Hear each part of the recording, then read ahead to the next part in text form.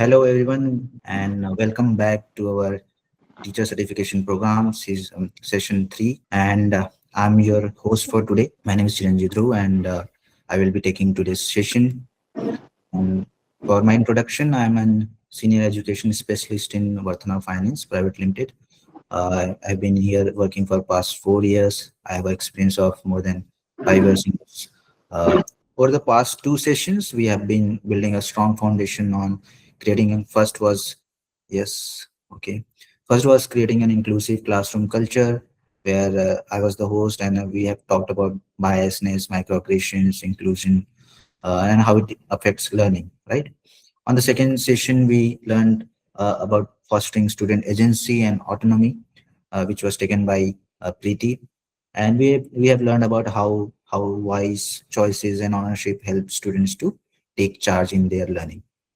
And today we will take the next big step in this learning step. So today's session is focusing on building strong, positive teacher-student relationship, which we will discuss later. So now, great. Now let's take a quick look at what we have worked last week, the last week's assignment. The last week we have Preeti has shared your task, which was to like explore like how you will modify your classroom structure with like for example like learning stations, goal boards, reflection logs, peer reviews, or choice boards.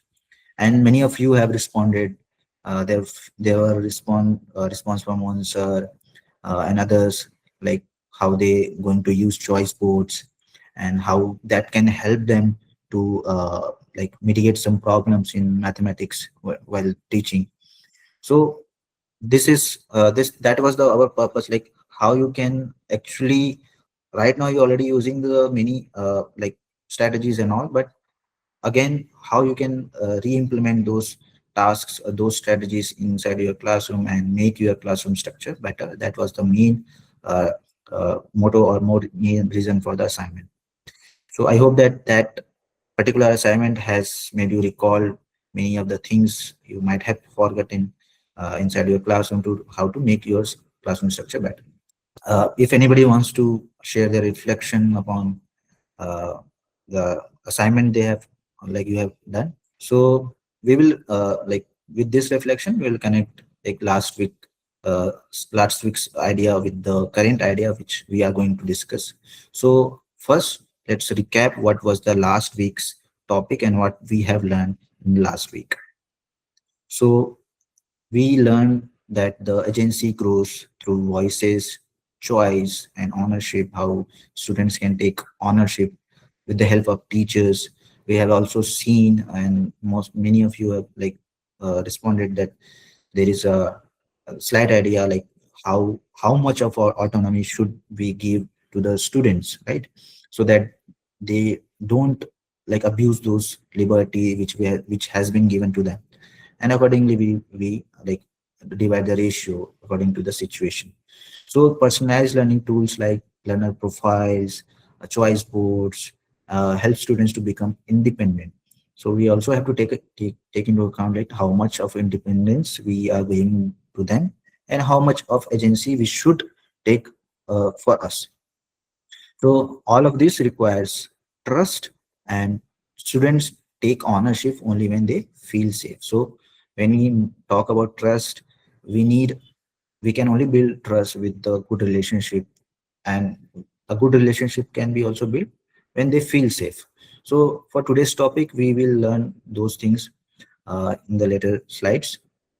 And now that we are aligned, here's like what we are going to cover in today's session. Uh, so for today's session, the topic for today's session is advanced strategies for building positive teacher-student relationship. Before we begin with warm-up, let's understand today's agenda, what we are going to uh, learn today here.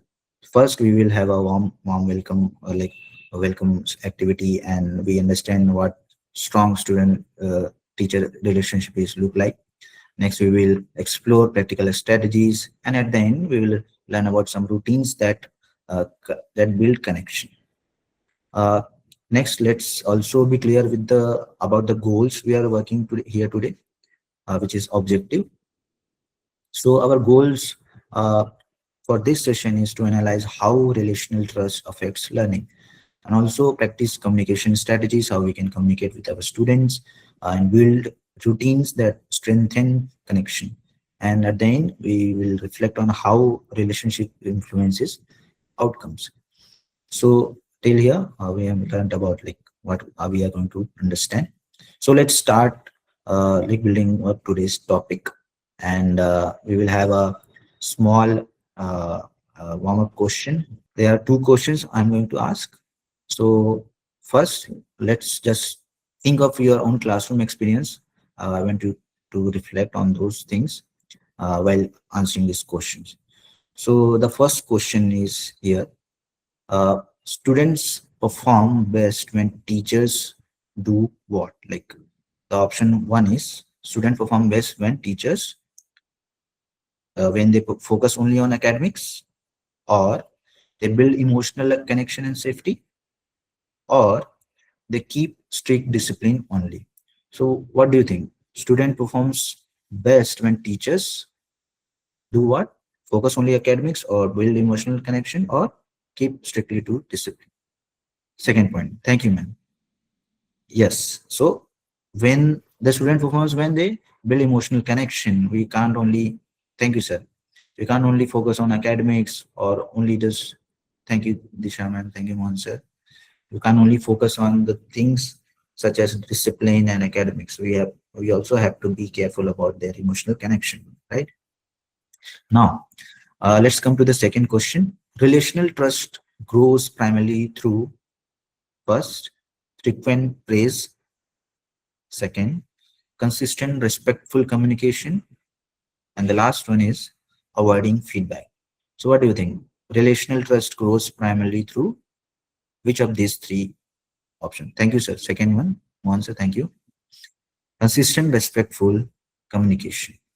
So when there is a consistent and respect, thank you, Ajay sir, respectful communication, there is natural trust build up when the student field. There is a mutual respect among teacher and students, right? After building the trust, we can definitely say that we can move ahead with other things and tell them, and like we can also enhance the learning overall. With this question, I hope that we have just like familiarized us with the topic which and we are going to discuss, and also we have now reflected like our classroom scenarios. Now let's move ahead with how this like what is the actual student and teacher relationship is all about. Okay, so let's start with the definition.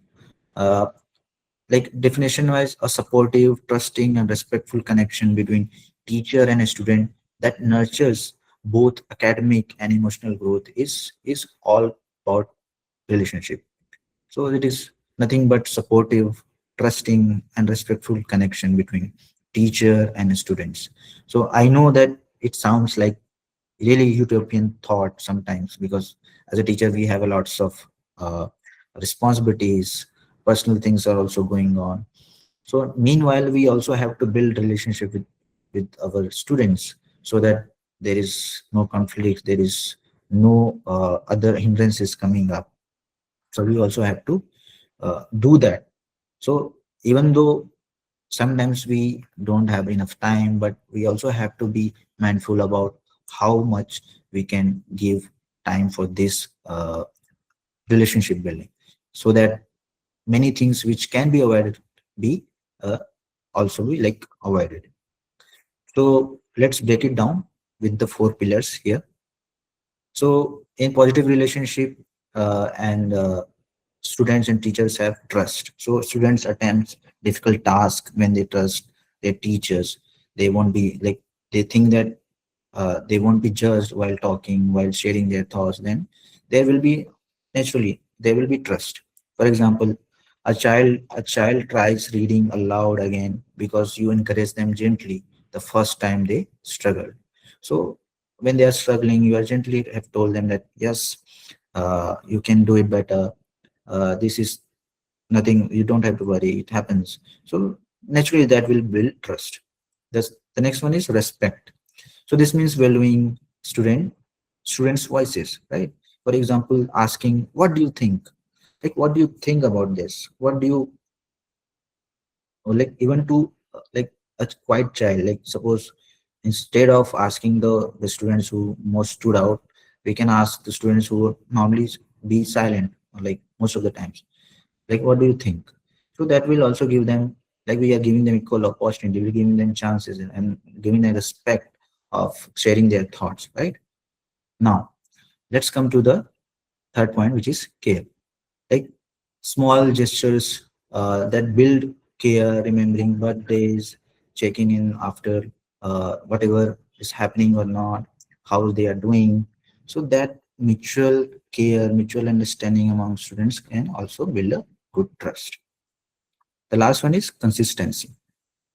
So students thrive with predictable expectations, right? We when we, like for example, if your tone stays calm every day, suppose student is seeing you every day, like you're responding very calmly for every questions or answering them accordingly, and giving them chances consistently, so they automatically becomes familiar with your thought process, and make good make their voices heard also. So this will automatically create like trust, respect, care, and consistency. And we have to thought about these things whenever we talk about making a good positive relationship between student and teacher. So this is just a basic crux of what we are talking about.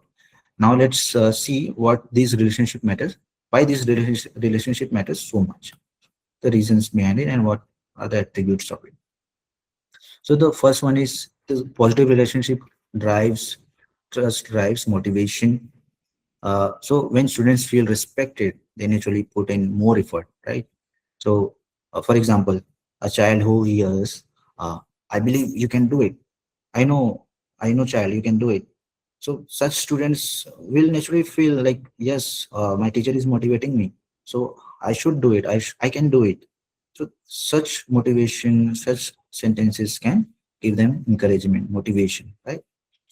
The second one is emotional support enables academic success. So we also have to be emotionally intelligent about how they are feeling, right?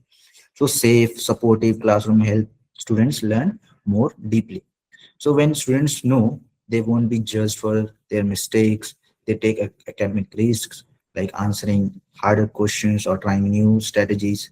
So in a way, they know that they are valued enough to like to be, don't be judged, don't be we can say that we are avoiding biasness here also. We are giving them equal chance. We are not judging them of their responses. So they will openly uh, like be close to the more learning opportunities, and their academics will also improve, right? The last one is connection reduces behavior problems. So when you are building connections, we are also avoiding many behavior problems. So many classroom behavior issues decreases when students feel connected and supported. Suppose a student who feel understood is less likely to shut down or like act out, right? So when we have already built connection, we will see like how we can build the connection.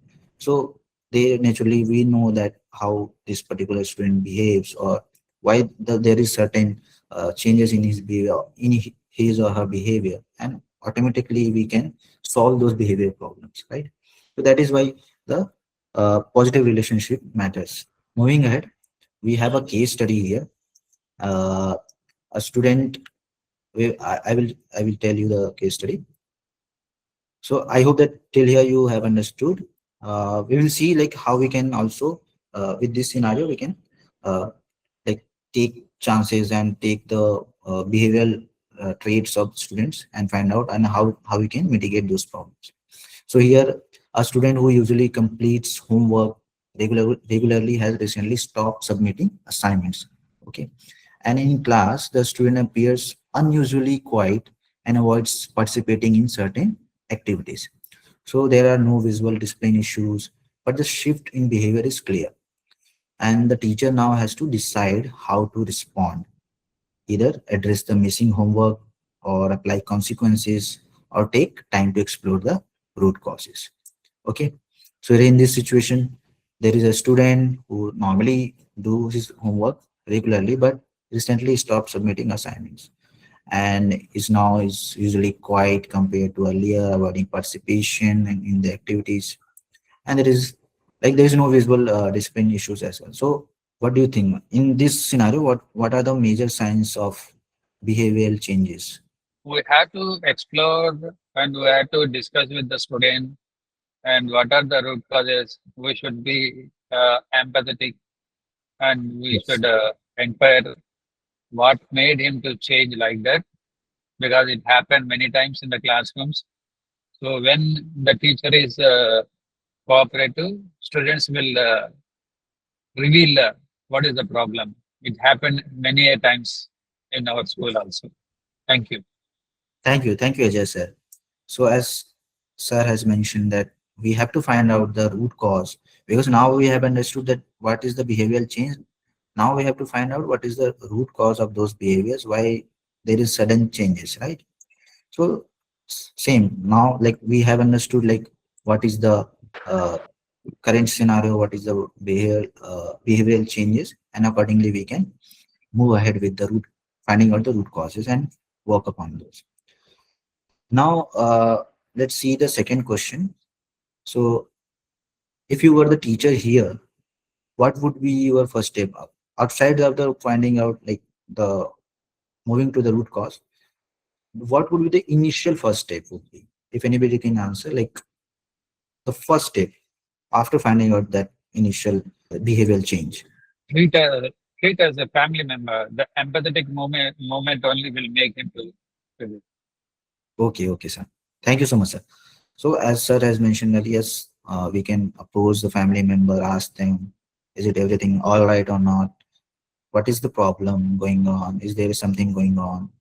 So, or we can ask the peers, that his or her friends, what is going on. So there are many things which we can do as the first step, because we are the class teacher, we would directly looking at the behavioral change, right? So likewise, these small things matters while building a good connection. So that's why we need to have some strategies, and how we can build connections, how we can mitigate some behavioral issues with the good positive relationship. So let's explore these strategies in our next slides. And please don't think that these strategies are very simple strategies or not, because there are many things while learning building a relationship. Small things matter, so we have to be like mindful about that, because small things really matters in this kind of situations. So we have to also think in that manner. So first is active listening. uh, when we say active listening is same active listening, we can say yeah, I have to listen when somebody is saying, but there is more to it, right? So when we talk about active listening, it simply means listening to understand. We are not just to listen, we are listening when somebody is saying, then we listen, but we are listening because we want to understand what the other person is feeling, what the other person is saying, their emotions, right? And like rather than listening to just to correct them correct them or just to answer them. So active listening is to make to understand what the other person is saying or what their emotion is. And let's see, why does this matter? So the first one is to it helps students feel heard and respected. So when we are actively like with many behavioral issues reduces instantly when student feels genuinely listens to. There are many instances, I hope that you have already gone through many instances where there are students who usually uh, keep quiet, but there are also students who wants to share, but somehow they couldn't. So when such students feel that yes, I can be heard with my teacher, with the person who is immediately side with me, so they feel like trusted, they feel like I am respected, So we have to be a good listener for this kind of situation. And the second one is it reduces misunderstanding in the classroom. So sometimes what looks like refusal or disrespect is actually confusion or fear. You have seen like many students, like normally sometimes they want to respond, but sometimes their words mixed up, and it feels like they are disrupting the class, or they are doing something out of which they should not do. So sometimes they are misunderstood, right? So we have to also take into account, like after like listening to them carefully, like what they are actually meant with the actions or with the words they wanted to say, right? So listening carefully help us to catch the real issue. Maybe the student didn't understand the instructions what you have already mentioned in the classroom. So that in that way it reduces the misunderstanding in the classroom. The third one is it builds emotional safety and trust, right? Same like when students know you won't interrupt them or dismiss them or scold them or whatever they are sharing. So they that automatically builds an emotional trust and safety for the students to share their thoughts. So likewise, we know that we know the active listening part, like listening part, but we have to be mindful about we are listening because we want to understand what the other person is, or what our student is want to say. So now let's see how we can actually practice it in the classroom.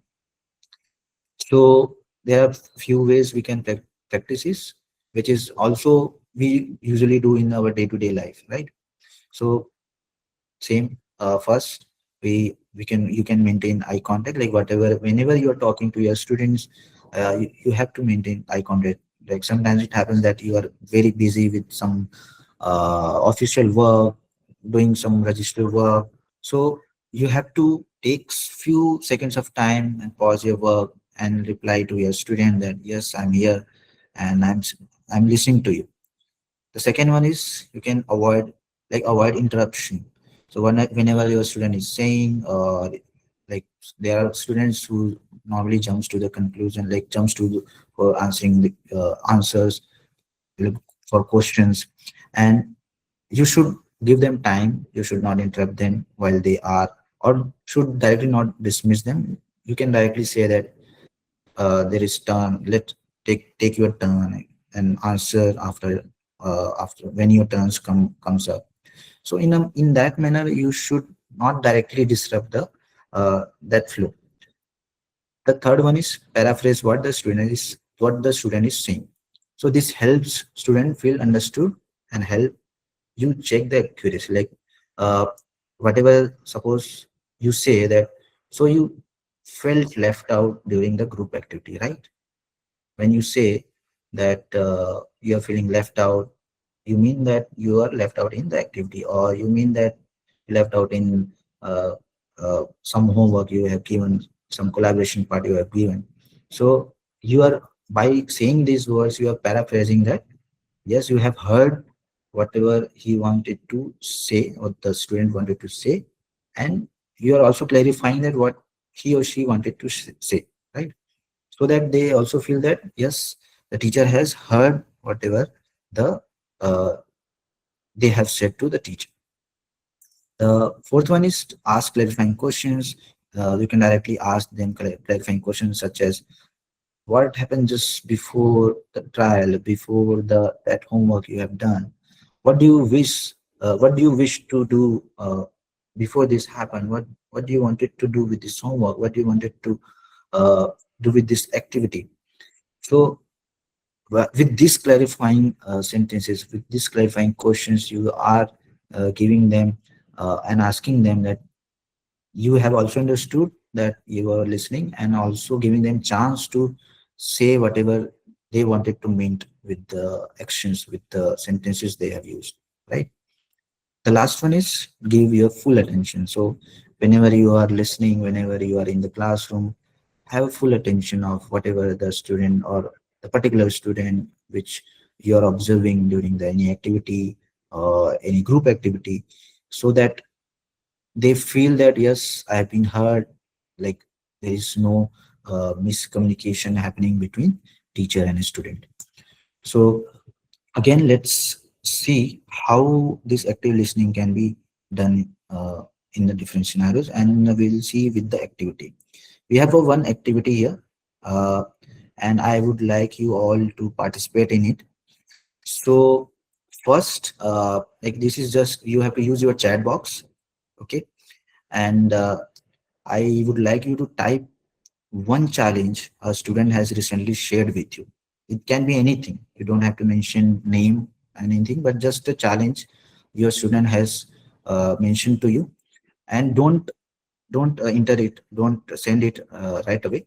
Just type in your chat box and just keep it there and reflect on what your student has said. Okay, and later on when I say to send it in the group, uh, then send the enter button. Okay, so now just type whatever the student or any student you have faced recently they have shared their challenges. Okay, now uh, so before you send it, I want you to reflect for like few seconds. So what do you think, like what was the emotion when that particular student was sharing, like what was his or her emotion with related to the issue he or she was sharing with you? Just uh, imagine that or just think about that particular scenario. Now enter, now press the enter button, whatever you have written on the chat box. Difficulty understanding the subject due to fear of asking. Yes. Thank you, Mohan sir. Fear of asking, as Mohan sir has mentioned. So I would like to ask you again, like not Mohan sir, but others. So as Mohan sir has mentioned this problem, fear of asking, how do you think, how you going to mitigate this problem? Like how you can solve, or how can you convince the student like that yes there is, you can do it, or what would be your response? Later on we will heard from uh, Mohan sir that how he was able to solve that problem, or is it still on the process, what was his strategies. So let's move ahead, no problem. As we have mentioned that yes there are problems some students might be sharing with you, so we have to be more like keenly observe and keenly and passionate about listening. Like we are here to understand what you are saying. So you can directly reply to those. For example, you can say that it sounds like you felt that uh, you heard, or it sounds like uh, you're feeling happy for some things, but you're not able to say it out loud. Preeti, could you take over just for a minute? Good evening, teachers. So, Mohan sir, can you share, like you did mention, difficulty understanding the subject due to fear of asking questions? Um, so what was the way that you could, or did you try any other alternate ways that you can work on it? Because that is the common thing I think everyone faces. So the various ways that could be done in a classroom, if someone could express that. My dad is not loving me, so not able to focus. Okay. Thank you, Ajay sir. As sir has mentioned, like yes, it happens. Like there are other environmental issues. Like as sir has mentioned, like my dad or my parents don't love me enough. That is why there is a problem. There might be some other domestic issues happening in their homes, or some other issues. You might not comfortable to share here, but we can understand that yes, that is happening in local areas. So that is also something we have to mitigate with our uh, active or proactive responses, right? And as a teacher, that is also a very greater task to mitigate those behavior problems. So with the active listening part, we we meant is that by active listening you can mostly solve many of the problems, because sometimes a person wants to be just heard because they don't have anyone to share their thoughts, to share their emotions. So we have to be mindful about those things as well. Let's move to the next strategy, which is affirming student identity. So This strategy is all about recognizing and valuing each student's uniqueness. So we are affirming their uniqueness by when we saying student identity affirmation. So where their uniqueness, students' uniqueness, strength, their efforts, their achievements. So by affirming those areas, we are affirming and we are encouraging them indirectly or directly, so that they also like do better next time. So when student feels seen not just as learners but as individuals, their engagement and confidence grows significantly. So affirmation is nothing but just to uh, like re-say or say or point out their uniqueness uh, in whatever areas they are doing. Now, why does it matter? Uh, First, it builds confidence and belonging, right? So when students hear something like, I noticed how much your handwriting was improved. So when you say that, I have noticed that you have really improved in mathematics, or you have really done a great job while doing the project or the work which was given. So they automatically feel like, yes, my teacher has recognized me, and that automatically builds their confidence, right? The second one is it encourages engagement and participation. So students speak up more when they believe their voices matters. So, for example, a quiet student might start answering questions simply because we consistently are acknowledging their efforts, or uh, like urging them and making them or giving them space to talk, to share their thoughts. Like uh, suppose after a long time a quiet student has talked in the classroom, you can simply say that, thank you for sharing your perspective, thank you for talking, thank you for sharing it. Your perspective also matters. I know it is a very ideal situation and an ideal thing to say, but try to do that at whenever if you get the chance, so that they automatically encourages other silent students to speak up. The third one is to show students they matter in the classroom. So with like there are many things you can say or do with your actions so that they think that they matters. So this is especially important for students who really receives any positive attention. As I have already mentioned, there are many silent students. There are many students who are not so well in academics on any particular work or activity. So you already know that what are their good areas. You can tell them that, yeah, you are really good in this area or in arts or sports. You can encourage them by saying those things in front of the classroom, in front of other students as well, so that they build up their confidence that yes, they also have some good areas, they also matter, their existence matters. And as personally saying, these things are very common to adults as well. We also want to be heard. We also wants to be acknowledged, right? That our existence matters. So that is same goes with the students. So let's see how we can practice the affirmation. So here are few things we can do, and we usually do in the classroom, as we have already mentioned, like using names. So using names correctly and consistently. So sometimes, let's say the example, like I have seen in my school days that there are some instances like knowingly or unknowingly we use uh, like for some students we use their names like, hey Mira, come here. Hey Anil, how are you? But for some students, badmash, or like we use some adjectives as such instead of names, right? So yes, sometimes we unknowingly do that, but there is a lot of impact going on because of that. Because he or she may feel that, yeah, I also have name, or my teacher is treating me differently.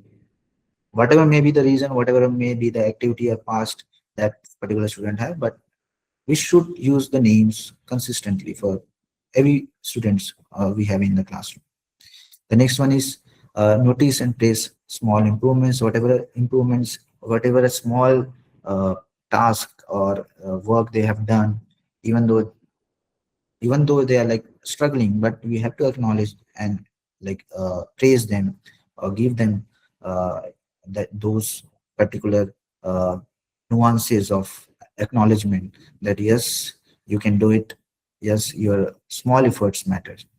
Like you, by saying that I saw you stayed focused on the classroom, I saw you're doing your work, like trying to improve in certain tasks, right? The next one is to display student work representing all learners. So when you only the best work gets the recognition or highlighted, many of the students feel like disappointed or unimportant, right? That even though they are not have done the work, but they feel that because somebody is getting all the attractions, it happens. There is jealousy also. So how you can say or like solve those problems? We can directly tell them that there are also areas that you are good in. You can also display their work. Like suppose you know that even though that particular student is not doing well in the academics, but he or she is good in artistic work, arts, or crafts, or sports, you can acknowledge that in the front of the classroom, right? So not just neglecting other parts, but acknowledging other good areas as well. The fourth one is to learn one personal detail about each student. So this is very basic thing, but also very important thing. So as a teacher, we should know everything about our students if our time allows, because that is something will help us to move beyond why there is a behavioral issues happening. Because as sir has also mentioned that we have to we can talk to their parents, like about the details, like what their hobbies, what they do usually in the home. Because in the classroom, we most of the things we know how that particular student is, but there are many things which we don't know about their lifestyle, how they live, where they live. And because that also affects the environment, affects a lot of behavior changes, like behavior things are also we tweaked because of the environment. So we should know their personal details. That is also we can affirm our students' identity. So now we have again activity. We will see one scenario here, which is Ria's. In the Ria's case, we will see this case study, and I will ask you a few questions with regards to this. So here Ria is a quiet student who rarely speaks in the class. She completes her work but never volunteers answers. So one day during an assignment, the teacher notices that Ria's notebook filled with beautiful drawings linked to the particular lesson. However, the teacher quickly moves on without acknowledging it, focusing instead on students who raise their hands. So later, Ria stops adding drawings to her work and becomes even more withdrawn. So in this situation, you can see that Ria is a quiet student whose creativity shows up in the drawings, but because of the teacher, like unknowingly didn't acknowledges her at that time because of the her or his focus.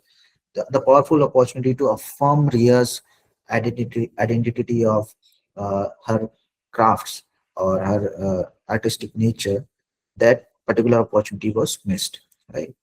So my question is to all of you is, what identity cues did the teacher miss? Simple.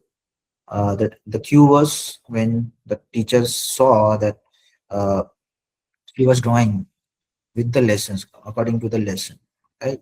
At that time, if teacher says that, could have said that like, yeah, Ria's Ria, you can do really good art.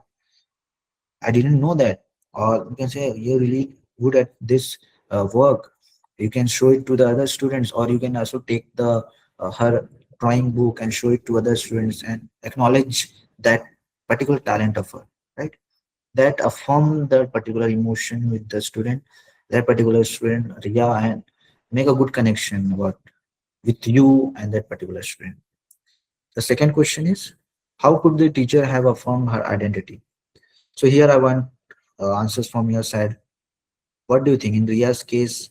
How else you could have affirmed Ria's identity? let's say I have already mentioned, like we can display her workbook or drawing book in the front of classroom, like how many drawings she has done. Likewise, what else you can do? Okay, no problem. Let's say just uh, you can directly say to her on the spot that, yeah, you're wonderful, you're good at drawing. Why didn't you tell us? Why didn't you participate in the other competitions? You can recommend her for competitions. So Motivated for any outdoor drawing competition, interstate level or national level. thank you, sir. Thank you for sharing. Yes, we can recommend her for some competitions like interstate or inter-school competitions in drawings, right? And by this, we are indirectly also motivating other students who have hidden talents. Like there are many students who have hidden talents, but they don't show it or don't took out time because of the some lack of encouragement, right? So these kind of things automatically encourages other students as well. Uh, Also, the last question is, how can we ensure the quiet students feel seen? Same, the quiet students who, when they see that students like Ria are like they are getting acknowledged because of their this artistic nature. I know that there there are students who are silent and also have a good talent, hidden talents. So they will also explore those talents. So in this way, we can mitigate these behavioral challenges and make a good connection with affirmation. So this is again, here is some small activity again. Uh, we'll do it quickly because we have very less time. So I will give you sentences. Here you can see a statement, suppose, and you have to tell me that is it affirming sentence or a missed opportunity. So here you can see the sentence is, I noticed how much your hardworking handwriting improved this week. Is it affirming or is it missed opportunity? This sentence, like affirming. Thank you, Mohan sir. Yes, this is affirming sentence. Now the second sentence is, you all should know this by now. When we sometimes we say that, so you all should know this by now. So what do you think? Is it affirming or missed opportunity? Missed opportunity. Missed opportunity. Thank you, sir. Yes, this is a missed opportunity. The last one is, your project is okay, but others did better job. So what do you think? Is it missed opportunity or affirming? Missed opportunity. Missed Because there opportunity. is no confirmation regarding in the sentence. Yes, yes. Thank you so much, sir. Yes, this is a missed opportunity. So as you can see that there are many things we can do better with, just to reframe our sentences while speaking, that can create a good affirmation from our side, and just to acknowledge small stuff whenever we observe them on the spot. So now let's move to the last strategy, which is responsive communication. uh, so it means communicating in ways that builds understanding, accountability, and trust, especially during correction or conflict. So responsive communication is something like we understand and take accountability, and accordingly we respond and make a connection, right? So instead of reacting quickly, responsive communication helps us slow down. So whenever you want to respond, you just take a breath and take a calmness, calm yourself, and reflect whatever you want to say. How can it impact how the other student will see in the classroom. So that is responsive communication. So why does it matter? It prevents conflict from escalating. Like when we say that, why are you always talking? Why are you always doing that? You don't do this. You don't always do this, right? So such sentences can create conflict, or student will feel like, I don't feel heard, or teacher says always whenever I try to respond.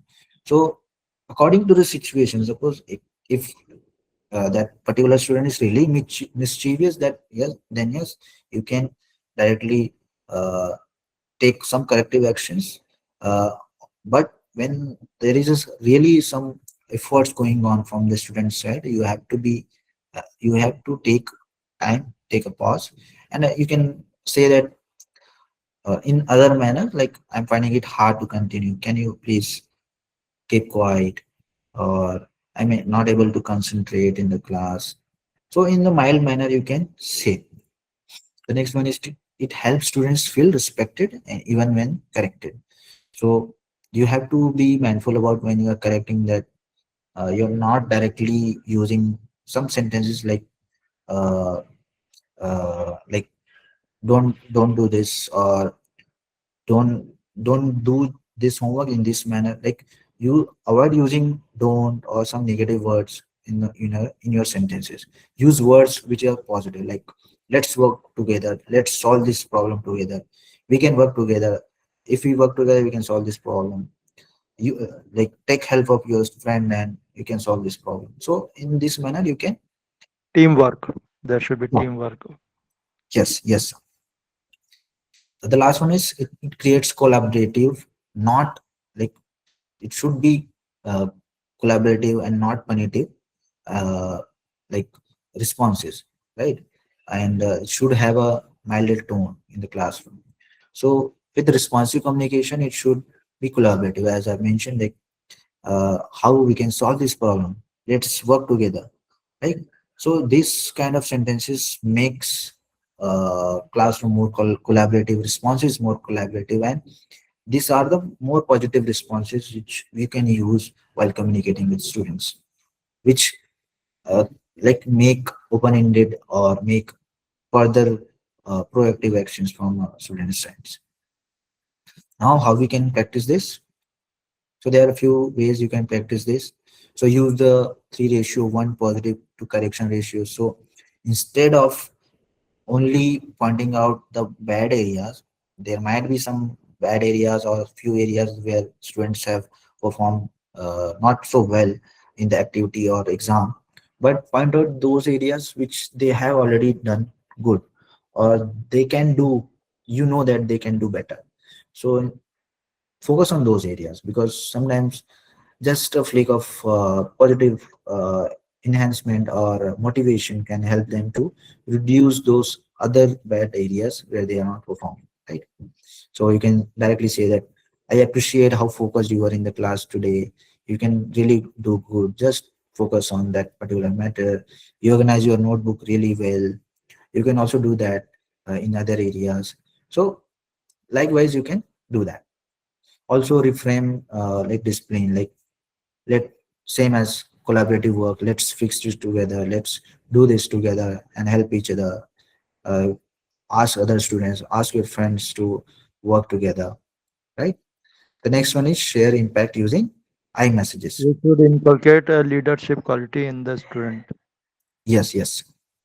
So I message is something like, you're not directly blaming them, right? So sometimes there is some hyperactive student who is always taking some other students' time. You can directly, you should not like, you should not directly blame them. You can use sentences like, with I, like, I find it difficult to continue when you are talking. Can you give chances to other students? Like, you're not directly blaming them, but we are saying that, yeah, there is some disturbance going on. Indirectly you are saying. You can also say that, I feel concerned when homework is missing, because I want you to succeed. So you are avoiding some negative words while saying those things, but you are also enforcing that you want that particular student to succeed, particular other students to participate, right? So use those sentences. Keep the tone calm and consistent. You always should be calm in the classroom. But I know we are all humans. It happens sometimes that there are a lot of work going on, personal things are also going on. But try to be calm whenever you think that uh, certain things are going out of the hands. You can also take uh, a few time break and keep yourself calm, then come inside the classroom and move ahead. Last one is follow up after corrections to rebuild connection. So whenever you have already instructed your students, like, yeah, you can do better in this area. So you should also take follow-ups with those students, like, yeah, did you able to do it better than earlier, or how did you, like, was my instruction able to help you to do the homework better or do better in the exam? So likewise, you have to take follow-ups on those instances as well. So here again, with the activity, we can use, we are using some sentences here. I will give you some sentences. You can use some I messages or collaborative messages with the example. So because we have less time here, I will just show you how you can use with the some examples. So for first example, you can see this is a sentence. Let's say that teacher is saying, "Stop talking. You are disrupting the class." So in this scenario, you can simply say that I'm finding it hard to continue while there is talking. I'm finding it hard to teach you. So in this manner, we are saying that please keep quiet, or instead of just saying that stop talking, or in that manner, you can just say mildly and calm in the calm manner. The next one is, why didn't you finish your homework? Why didn't you do it? Or why didn't you finish your homework again?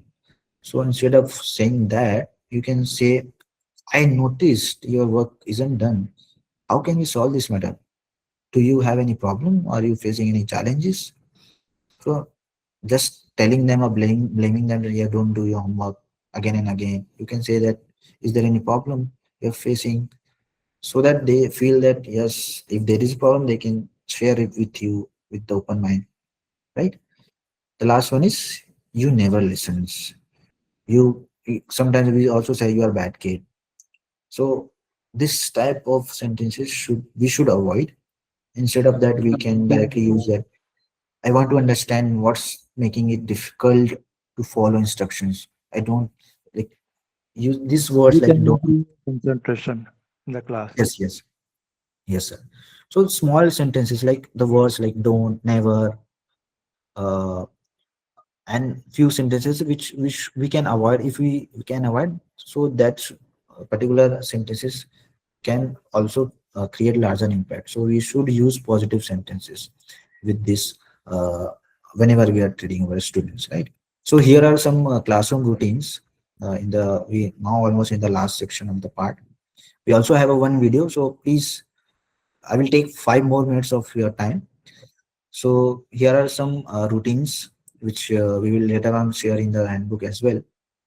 So which you can use, like morning greetings. We you usually do in the classroom, but we have to make it more visible to our students. Like we have already mentioned about using names. So we should treat every student. If we are saying good morning to one student, then we should repeat this for all the students so that they don't feel left out. Then weekly reflection circle, voice interest, like uh, you can say that you can make a group or on weekly basis, or make them sit together and tell them that share your one success, one learning, one challenge, right? And next one is classroom jobs. You can give them responsibilities.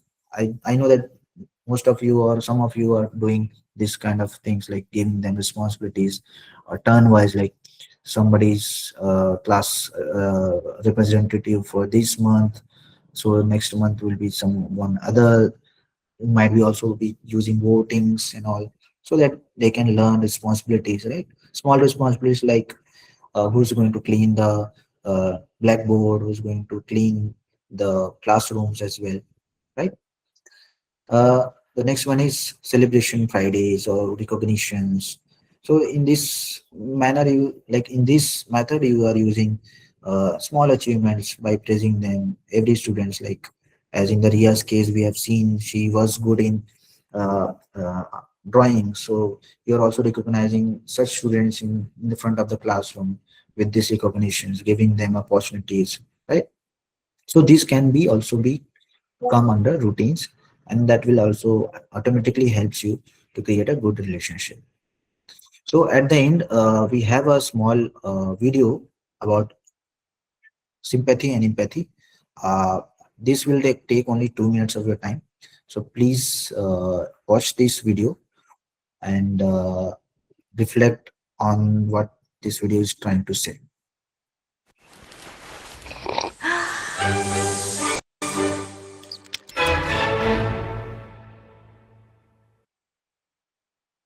So, what is empathy, and why is it very different than sympathy? Empathy fuels connection, sympathy drives disconnection.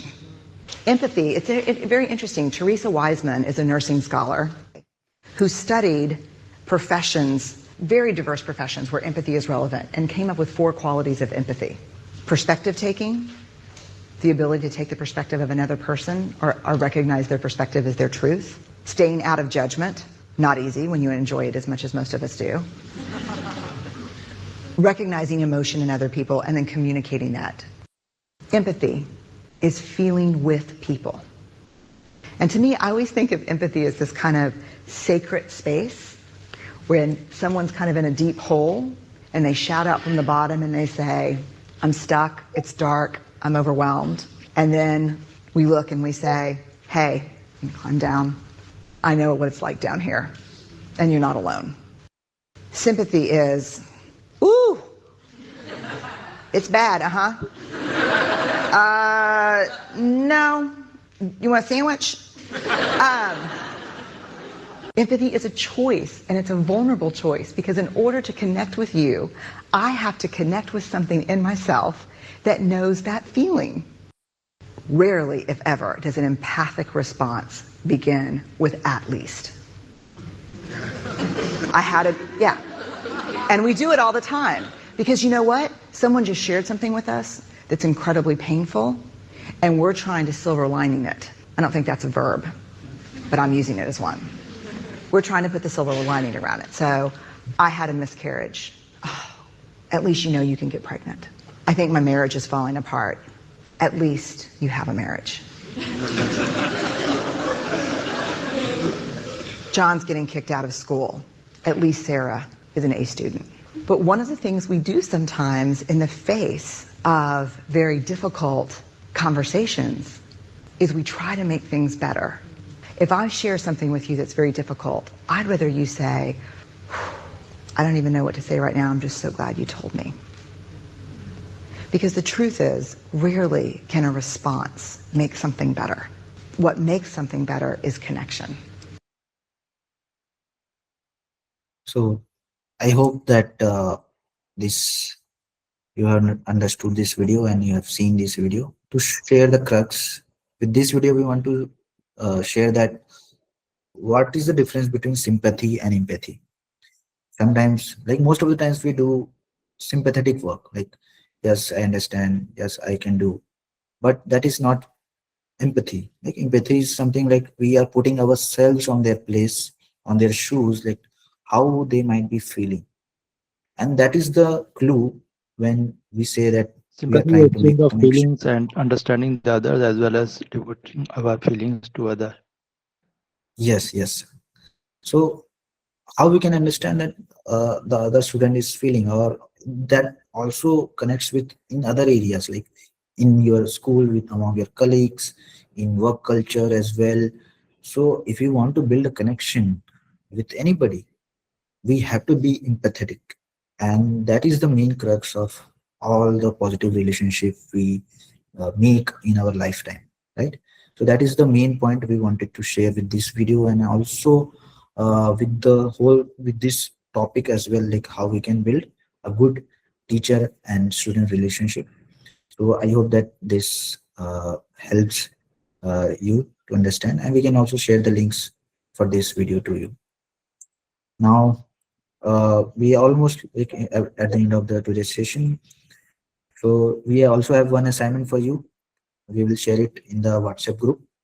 So please take some time from this week, from this weekend or the next week, and send it on Wednesday or Thursday whenever you feel free. At a summary, just take I will take just few minutes. Like we have now learned about how we can build some student relationship with our students, how we can be empathetic instead of sympathy, So also we have learned about steps, three strategies from active listening and affirmative responses and responsive communication.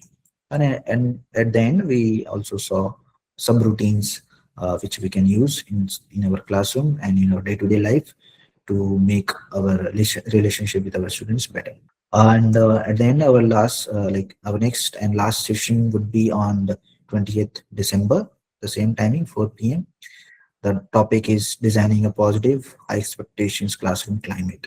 So that is also somewhat related to our this topic. So I would urge you, all of you who have at least attended two sessions, please attend this last one because for certification requirement eligibility, you have to have minimum of 3 full session attendance to have eligibility for certification. Thank you so much again, all of you, for joining this session.